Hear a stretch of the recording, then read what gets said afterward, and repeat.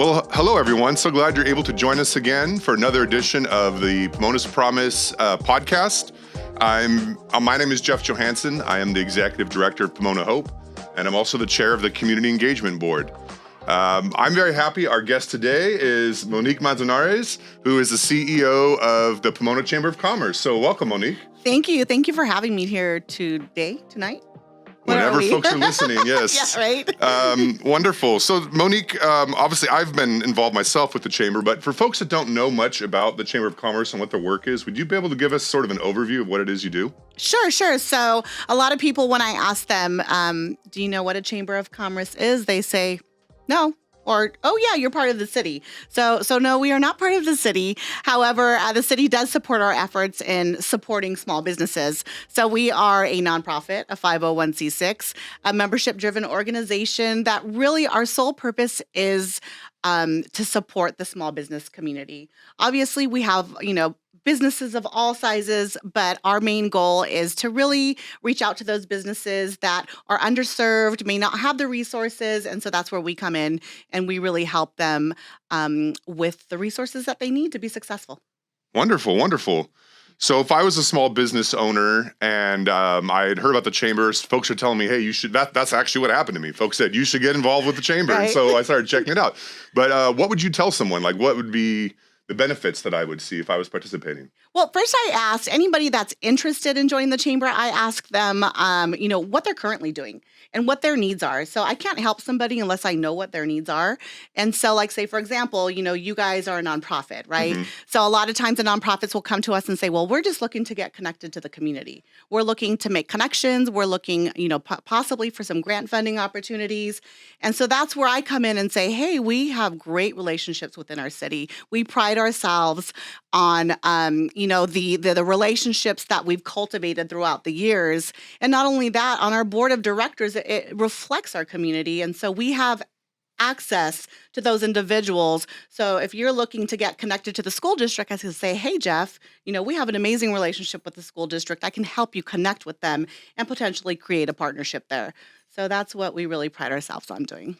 Wonderful. That's fantastic. That's great to hear. How did you first get involved with the chamber? What was your entry point? So with the Pomona Chamber or just in general? Oh, well, I was asked about the Pomona Chamber, but it could be in general as well. Yeah. So a lot of people don't know this about me. I'm actually a retired correctional officer. And so in redefining my purpose in life, I knew that I wanted to get involved in something that had meaning to it. That was my passion, and I had a purpose to do it. And so about 14 years ago, I actually got connected with a Chamber of Commerce when I lived in the Central Valley. And, it was fun. My friend was running for Congress.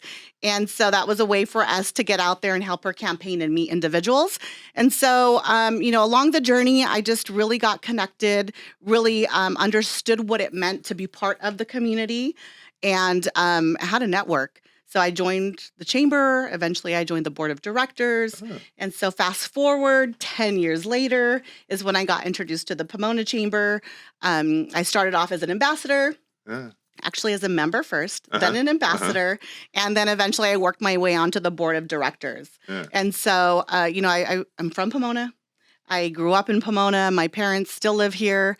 And so my whole idea of coming back to the city was to get involved and to take what I learned in the Central Valley and bring it here. And so I didn't know exactly what I wanted to do, but somehow the chamber created that pathway for me.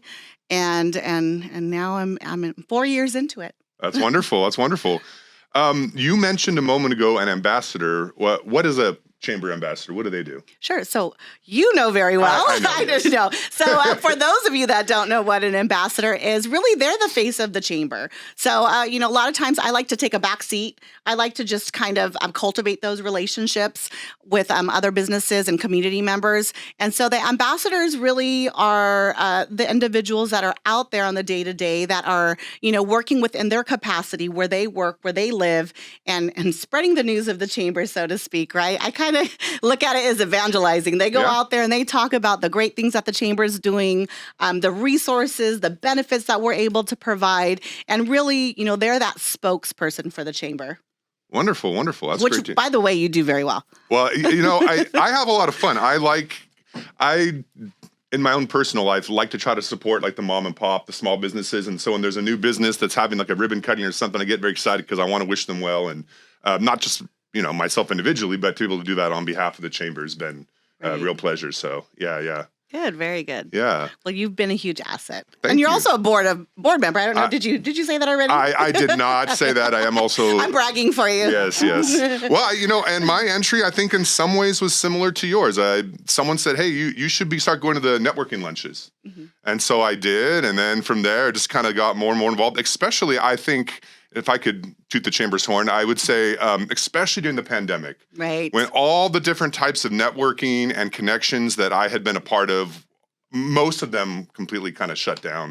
Right. I wasn't seeing anyone in person. And the chamber does what they call, what are the Friday coffees? Coffee connections. Thank you. The coffee connections. And during the heart of the pandemic, Monique decided to move those to be on a weekly basis instead of a monthly basis. Right. And I found that really beneficial to have a Friday morning where I knew, okay, I'm going to see friendly faces. Yes. We're going to chat about the struggles that we're having. So I thank you for doing that during that season. Yeah, and I get chills as you're talking about that because that was really a space. It was intended to be a space where we were able to get together and network. But honestly, it was more of a peer support for me. Yeah. Like you had said, we were able to log on, see familiar faces, but we were able to talk about what we were going through, the struggles that we all were facing. It was such a new time for us. And to be able to know that every Friday we were going to be able to see those same individuals as we did pre-pandemic, and to be able to bounce ideas off of one another, to be able to share the same struggles that we have, and to know that we're not the only ones. Right. And so that was very therapeutic for me. And I think that's what helped me. And I know that's what helped me get through the pandemic. Yeah. And I say it time and time again, it's because of you guys. And every Friday that we would log on, I would thank you guys for being there because it was so meaningful to me. So thank you. Wonderful. Well, it was meaningful to me as well. So I thank you for organizing that. Yeah, absolutely. Yeah. Wonderful. Well, we're going to have to take just a quick break. We'll be back in just a few minutes to share some more, learn some more from Monique Manzanares, the CEO of the Pomona Chamber of Commerce. All right. Yeah, so the Pomona Chamber of Commerce, we are located at 101 West Mission Boulevard in the city of Pomona. You could find us on the World Wide Web at www.pomonachamber.org. We're also on Instagram, Pomona Chamber, as well as Facebook. So don't forget to follow us.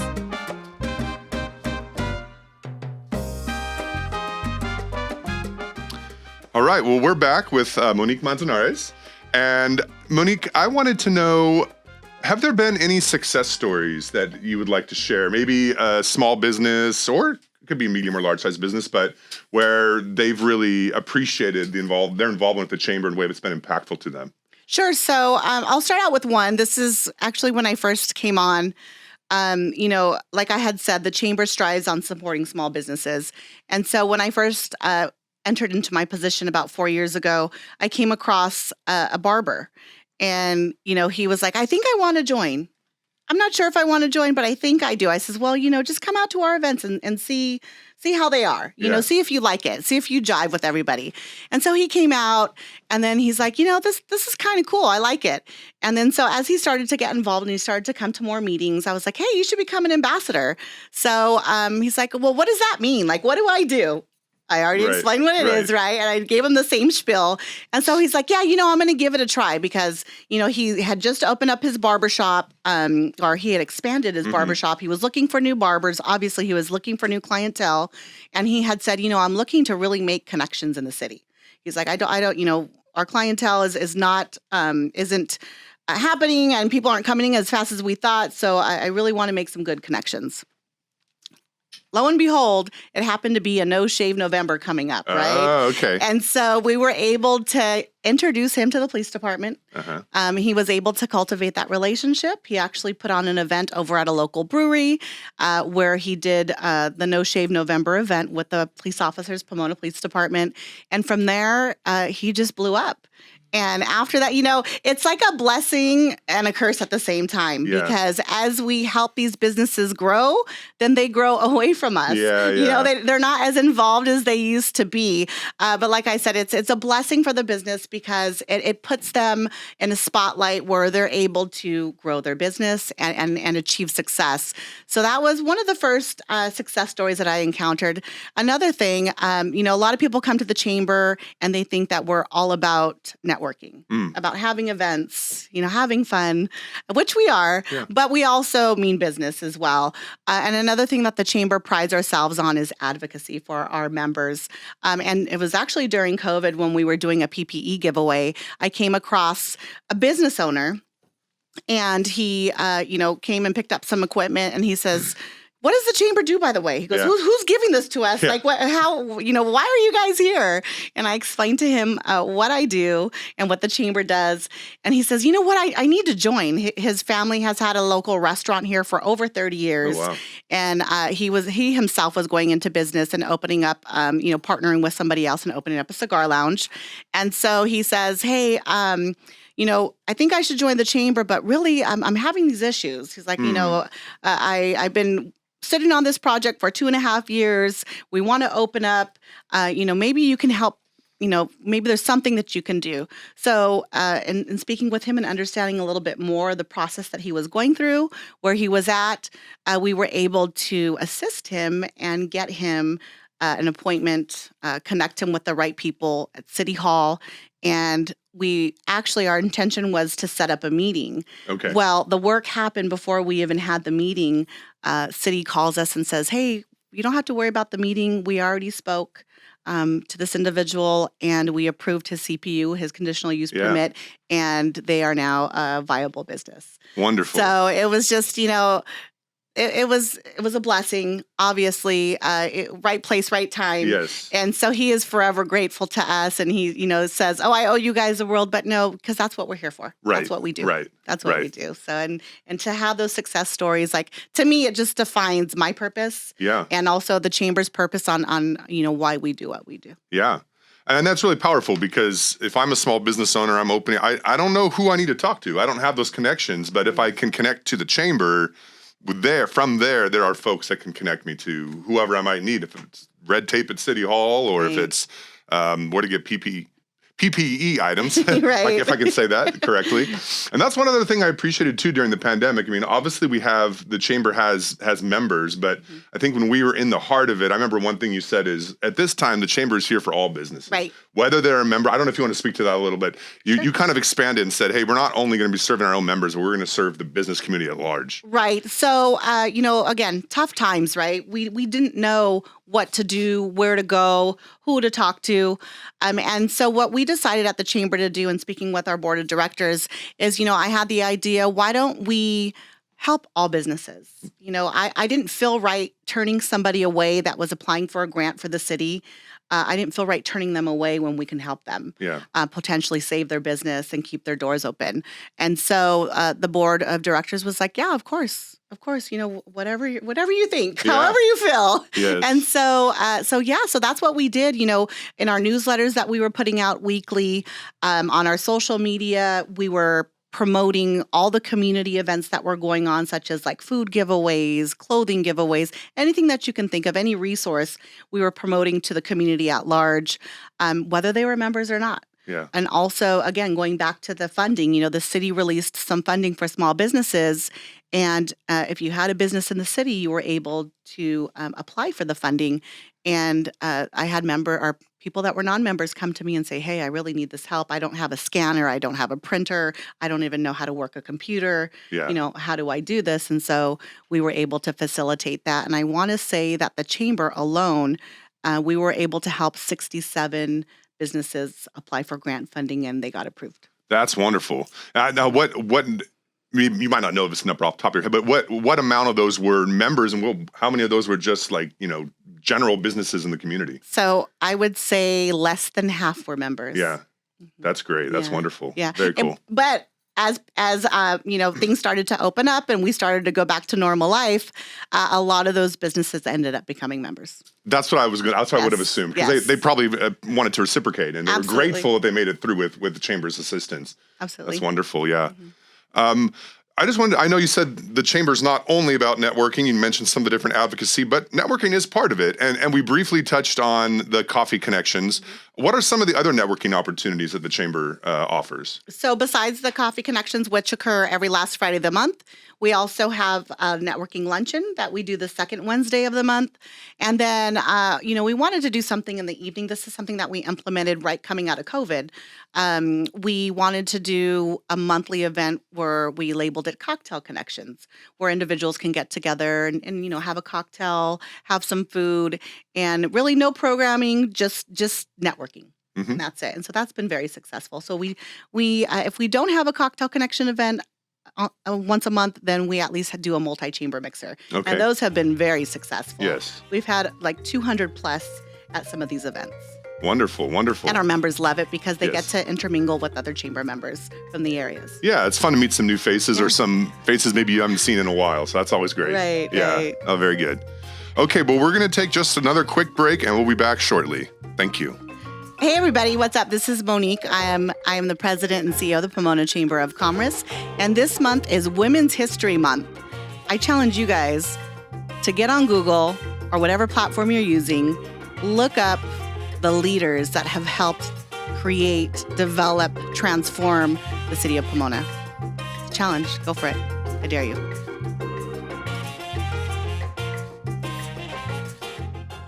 Welcome back, everyone. Once again, my name is Jeff Johannsen, Executive Director of Pomona Hope, and I'm here with Monique Manzanares, the President and CEO of the Pomona Chamber of Commerce. Now, the birth of this podcast came out of the Community Engagement Board, which is one of the 5 initiatives of Pomona's Promise. But I know Monique has been rather involved with one of the other initiatives, the Economic Development Committee. So, Monique, would you be willing to share a little bit about the work that committee has been doing? Sure. Gosh, we've been working on a project for the last 3 years. And really, it started before COVID. It is called the Business Improvement District, the Property Business Improvement District. In short, it's called PBID, along the East Holt corridor. In talking with community leaders, they have actually been talking about this project for the last 7 years. And so finally, right before COVID, we were gaining a little bit of traction. We started having discussions in our meetings, talking about how we could move forward, what it would look like, and really what we would like to see come from that project. Fast forward to 2021, when we started meeting in person, we started to involve the city. We started to involve major stakeholders along that East Holt corridor that we wanted, to open up the discussions to see how they felt about the project. We didn't want to create something where there wasn't a need in the area, right? And so, we started the engagement process. We started talking to a lot of businesses, a lot of organizations that were along that East Holt corridor, and we really wanted to understand, what are your needs?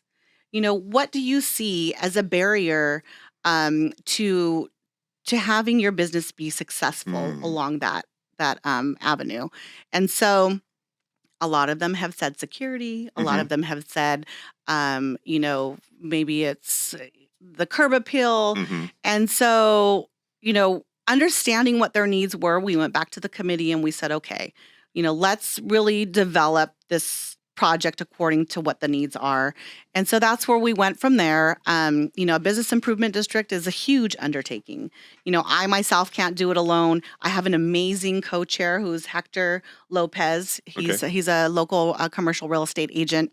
And, we've also had some really key players that have come in to help us really form this project. And so where we're at right now, we just released not we, but the city just released a RFP, a request for proposal, to hire the consultant to put together the numbers and actually get this project off the ground. Wonderful. So we are so excited because, as I had mentioned, pre-COVID, we were having the discussions. Coming back from COVID, we really started to be intentional about what we wanted to do and engaging the business or the property owners. And now it's coming to fruition. It's almost like, is this really happening? I have to pinch myself and say, all the hard work, all the hours that we put into this project, like, wow, it's really coming together. And so, like I had said, we have some great partners that have helped us along the way. During COVID, the mayor created this COVID-19 action team. Part of the action team was the Economic Development Committee. And so from there, we were able to pull more committee members and get them really involved in what we were doing.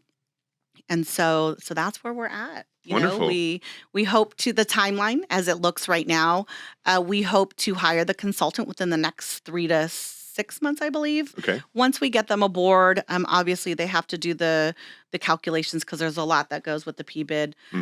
Just depending on the size of your property land. Yeah. There's an equation that goes with it. So I won't get into that because I myself barely understand it.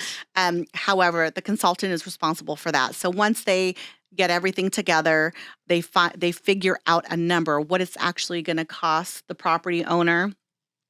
Then we engage more. Okay. And then it comes to vote. It goes to council.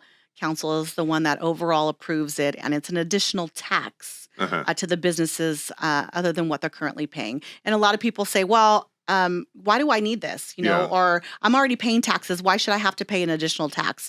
And so it's going to be services on top of what the city is already providing. Correct. So as I mentioned, additional security, maybe there's some street sweeping, maybe there's some power washing. So whatever the property owners decide is the services that they want, we're gonna go with and move forward. Wonderful, wonderful. And then, you say, well, why should I do this? I'm already paying. But if you look, I know many of you might know downtown Pomona has a business improvement district. And if you look at the shape that downtown Pomona is in now compared to where maybe it was 10, 15, 20 years ago, it's definitely a noticeable improvement. So I think the hope is that East Holt corridor could maybe flourish in a similar way. 100%. We're actually using the DPOA model for the East Holt corridor. We take a look at the security, the events that they have, just the overall appearance of what a PBID looks like. We want to definitely, we want to model that. Wonderful. And we know it's possible because downtown used to be a place where you couldn't walk. Right. I grew up around here, so there were times where, I would tell my family or I would tell my friends, hey, I'm going to go to downtown Pomona. They would say, why are you going to do that? Yeah. Yeah. And so, to be able to look at it and see what it is today compared to what it used to be, life-changing. Yes. And so we believe that we're going to be able to duplicate that on the East Holt corridor. Yes, I used to come down to downtown Pomona in the late 90s, like 97, 98, to go to the Glass House. Right. But it was like a ghost town. Right. There was a Glass House and there was El Merendero. Yes. I remember. And then Fox. It was at that point in time, the Fox was closed. I know it was open and then it was closed. But El Merendero was in the Fox. Yes, I remember that. Yeah. So it's definitely a huge improvement. And there's already been some improvements along East Holt, but I think the hope would be to really accelerate that, right? Right. One thing that we really have going in our favor is the city has 2 different projects in the pipeline right now that are funded that are going to enhance the area.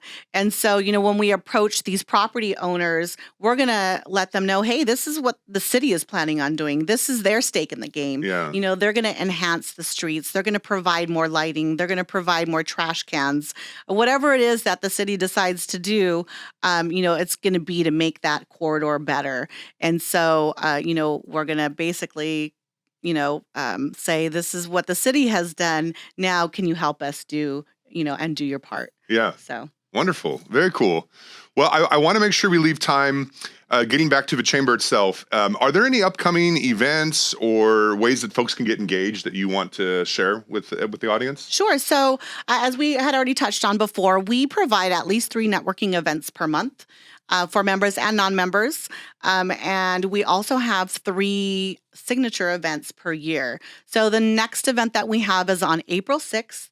It's called our Legislative Luncheon. It's where we invite our local legislators to join us. We provide a platform that they can talk about, any piece of legislation that they're sponsoring or what they've done in our city, what they plan to do. So we just provide that opportunity for them to speak and engage with our community members and our business leaders.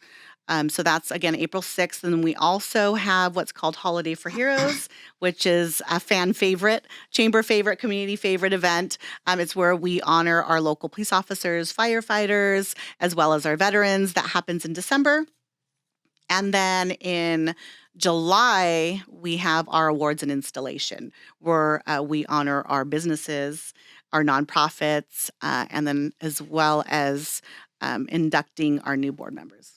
Wonderful. And as someone who's attended all three of those events in the past, I've enjoyed them. They're really well put together. It's a great time of networking and learning and recognizing different important members of the community. So, yeah. Good. So if folks are interested, they could go to pomonachamber.org. Is that Absolutely. correct? Yeah, pomonachamber.org. Definitely follow us on Instagram and Facebook, Pomona Chamber.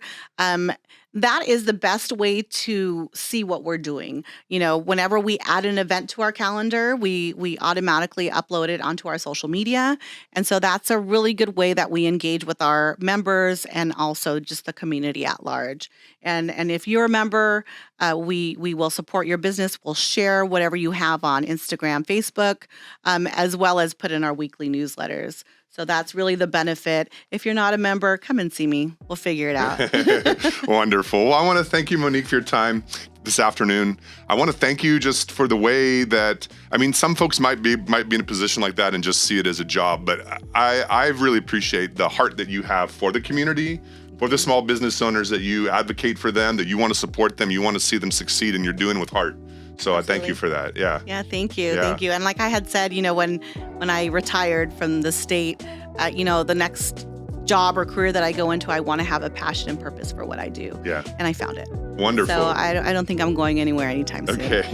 Good. That's good to hear. Thank you. Well, thank you, Monique. I also want to thank our behind the scenes crew. We have Andy Quiñones and Angel Arellano. Yeah, Ariana. So thank you so much for your help making this thing come together.